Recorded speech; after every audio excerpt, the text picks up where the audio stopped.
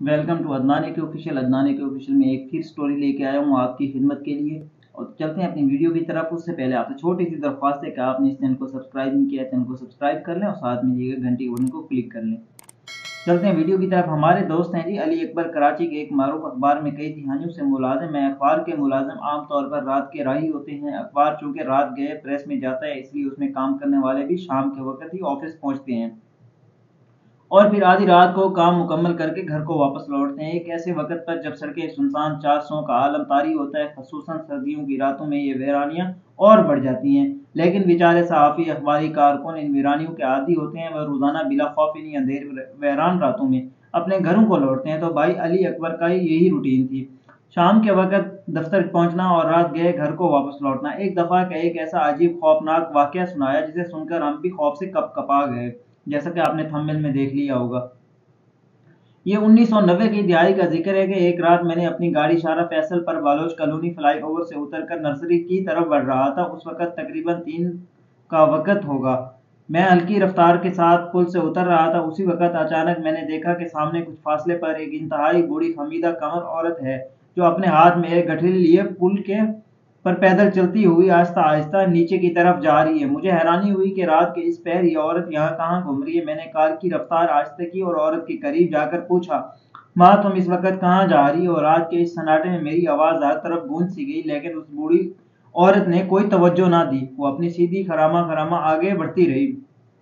मैंने भी गाड़ी को स्लो किया, आहिस्ता आहिस्ता आगे बढ़ाया और फिर चीखा, अम्मा तुम्हें कहाँ जाना है? मैं छोड़ देता हूँ। मेरी दूसरी आवाज़ पर वो औरत रुक गई और मेरी तरफ देखा। मैंने फौरन गाड़ी रोकी और हाथ बढ़ाकर दरवाज़ा अंदर से खोल दिया। बूढ़ी औरत अंदर आकर बैठ गई और गठड़ी अपने गोद में रख ली। लेकिन जैसे ही मैंने दरवाज़ा बंद किया तो गाड़ी में एक अचानक ऐसी अजीब नागवार बू सी फैली जिसे मैंने अपनी ज़िंदगी में इससे पहले कभी नहीं सूंघी होगी। ये बदबू नहीं थी, लेकिन एक ऐसी अजीब परेशान कुन बू थी जिसे सूंघकर मुझे एक खौफ सा तारी हुआ। उसी वक्त मैंने सोचा कि इस औरत को लिफ्ट देकर मैंने बहुत बड़ी गलती की है, ठीक नहीं किया अपने साथ। लेकिन अब क्या हो सकता था, वो तो अंदर आके बैठ चुकी थी। फिर मैंने पूछा, अम्मा आपने कहाँ जाना है? मैंने गाड़ी को आगे बढ़ाते हुए नजर सड़क पर रखी, उससे पूछा, महमूदाबाद जाना है। उसने जवाब दिया। एक अजीब सुरसराती गूंजती आवाज में जवाब आया। मैं हैरान हुआ कि महमूदाबाद जाने के लिए इस तरफ क्यों आई थी। वहां जाने के लिए तो उसको बलोच कॉलोनी के बाएं तरफ उतर जाना चाहिए था। खैर, हो सकता है कि इस बेचारी का दिमागी तवाजुन दुरुस्त ना हो और वो यूं खामखा सड़कों पर घूमती रहती हो। अम्मा आपको नर्सरी स्टॉप पर छोड़ देता हूँ, उतार देता हूँ, वहां से आप चेनर गोट की तरफ महमूदाबाद है, उस तरफ चली जाना आप। लेकिन उसने कोई जवाब नहीं दिया। उस वक्त मैं आधा रास्ता तय कर चुका था। नर्सरी स्टॉप सिर्फ 2 मिनट में पहुंचने वाला था। मैंने एक लम्हे के लिए सड़क से नजरें हटाई और एक नजर अम्मा पर डाली। लेकिन उफ, ये मैंने क्या देखा! मैंने उस वक्त जो मंजर देखा वो मुझे बेहोश करने के लिए काफी था।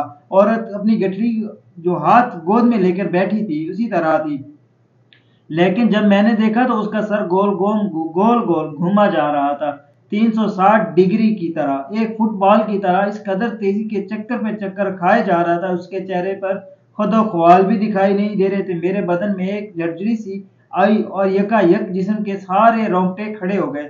मेरी रूह की गहराइयों से एक जोरदार चीख बरामद होकर तेजी से मेरे हलक की तरफ लिपकी। मैंने अल्लाह जाने कैसे हिम्मत करके उस चीख को अपने मुंह में रोक लिया। अम्मा तुम जो कोई भी हो, मेरे साथ ऐसा मत करो, मैं बोला। वो बाद में हैरान भी हुआ कि इस कदर खौफनाक मंजर देखकर भी मुझे कुछ बोलने की हिम्मत आखिर आई तो आई कैसे, कैसे पैदा हुई कि मैं उसके सामने बोल पाया। अम्मा मैंने तुम्हारे साथ नेकी की और तुम हो के बदले में मुझे डरा रही हो। ये जुमला कहते हुए गाड़ी नर्सरी स्टॉप पर पहुंच चुकी थी। मैंने गाड़ी की ब्रेक लगाई और फुटपाथ के साथ मिलाकर रोक दी। अब मैंने देखा कि औरत का सर नहीं घूम रहा था। इंजन स्टार्ट रखे रखे मैंने हाथ उसके सामने से आगे बढ़ाया और दरवाजे के हैंडल अंदर से खींचा। दरवाजा एक झटके से खुल गया। औरत सीट पर साकित बैठी रही। अम्मा अब तुम मेहरबानी करके यहाँ से उतर जाओ, मुझे जाने दो। मुझे खुद अपनी आवाज एक अजनबी लगी।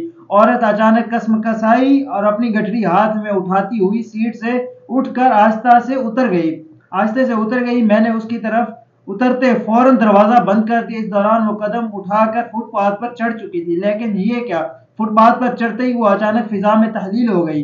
एक लम्हे पहले जो मेरी आंखों के सामने मौजूद थी, वो अगले लम्हे फुटपाथ खाली था। मैंने अपनी आंखों पर यकीन नहीं आया।